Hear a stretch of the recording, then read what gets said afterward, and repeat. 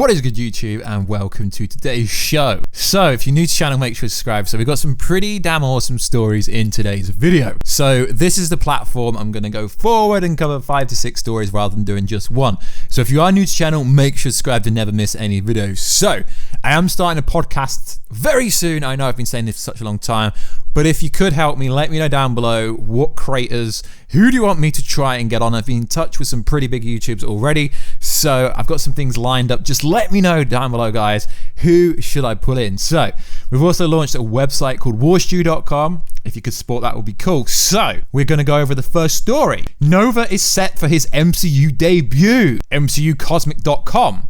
Now this website is unreliable, but then again, it is kind of reliable at times. You got to remember the whole Avengers 4 was Annihilation. This is the same website that categorically told everyone that the title for Avengers 4 was Annihilation. Then it came out to be called EndGame, and then Kevin Feige came out in a later interview and was like, yeah, ever since it was said in Age of Ultron, EndGame, you know, up there, that's EndGame, and then Doctor Strange says we're now in EndGame. So just take it with a pinch of salt, but we do know that Nova is a character that will be coming. So back in May, MC Cosmic reported that development on Nova had begun at Marvel Studios.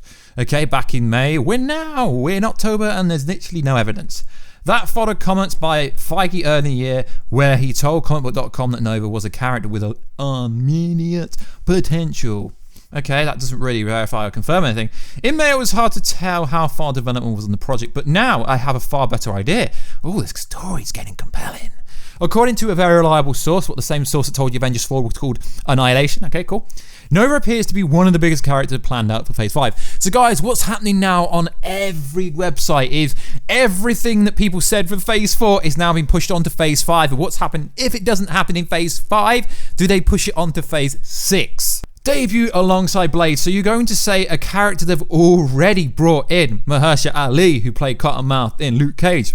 So you're going to tell me Nova's going to debut alongside Blade when they've already casted Blade. The Fantastic Four and the Mutants, and from the sounds of it, how it's been developed for a while, it could be relatively early in Phase 5. There's literally no factual evidence, but I got sent this on Instagram at Warstu by a lot of people. Right now, Phase 5 movies, we have release date is Black Panther 2 on May the 6th, 2022. Well, they've not categorically said it's a Phase 5 movie, have they? No. There are also February and July MCU releases in 2022, not to mention any movies planned for 2023.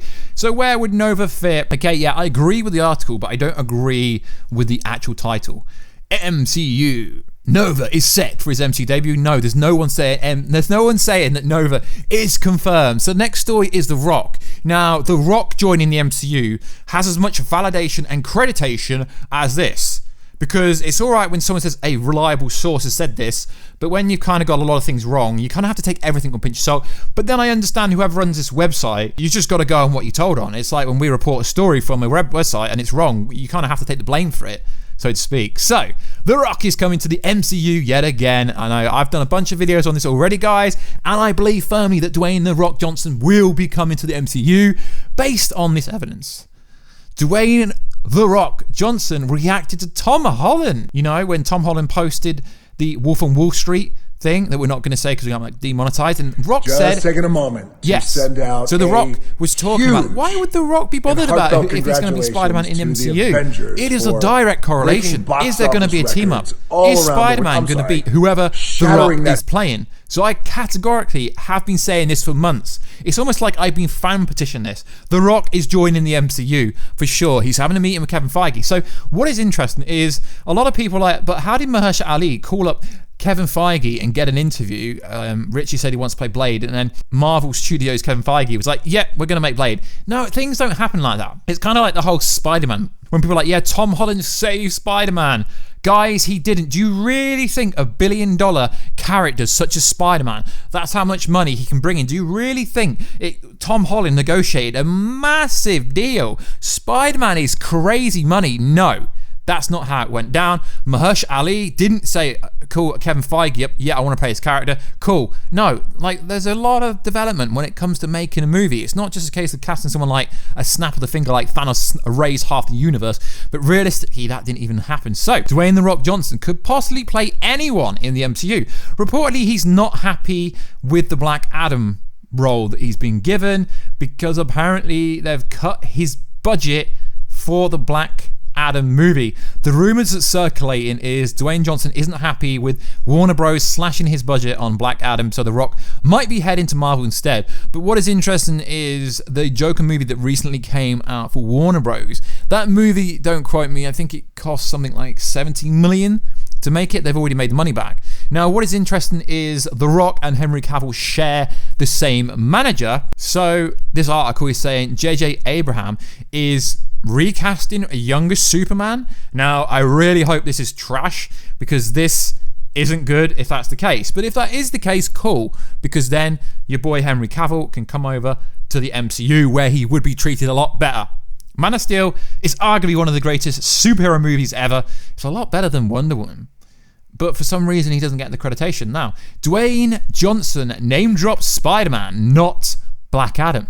We're not done yet talking about Dwayne Johnson's potential coming to Marvel, as The Rock recently appeared on a talk show where he was talking about playing a superhero role. Oddly enough, out of the characters, saw Johnson not plug Black Adam.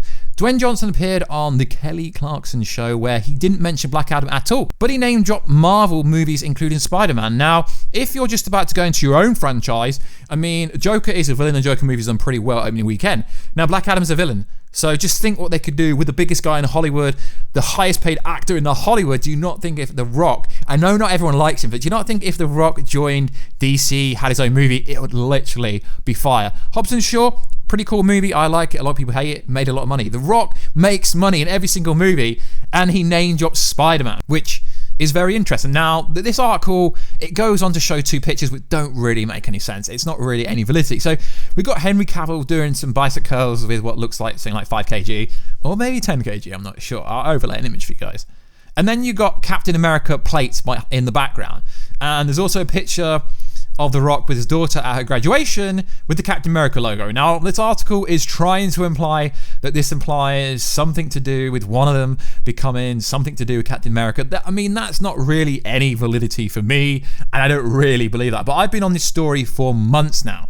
Now, what is interesting is if The Rock did have an interview, The Rock possibly could do some sort of voice acting similar to what Vin Diesel does. Obviously, Vin Diesel's in the Fast and Furious franchise. What he does with Rocket Raccoon, potentially. What is interesting? So, starring as a different comic book character, maybe Bloodshot. So, possibly Johnson could start as Black Adam in DCEU, but maybe be a voice character in the MCU. I mean, we did a video, and it's actually been shared on some websites, which is pretty cool, but there was no accreditation, but that is cool. The Thing, the Fantastic Four, I mean, The Rock is called The Rock, and obviously he could just be the voice for The Thing, maybe. I mean, he's called The Rock. It would make a lot of sense. Now, I'm going to keep making videos about The Rock coming to the MCU until it happens, because there is evidence. He goes on a talk show, he talks about a Marvel property, even though he's meant to be, you know, being in Black Adam. Shazam 2 is already in development.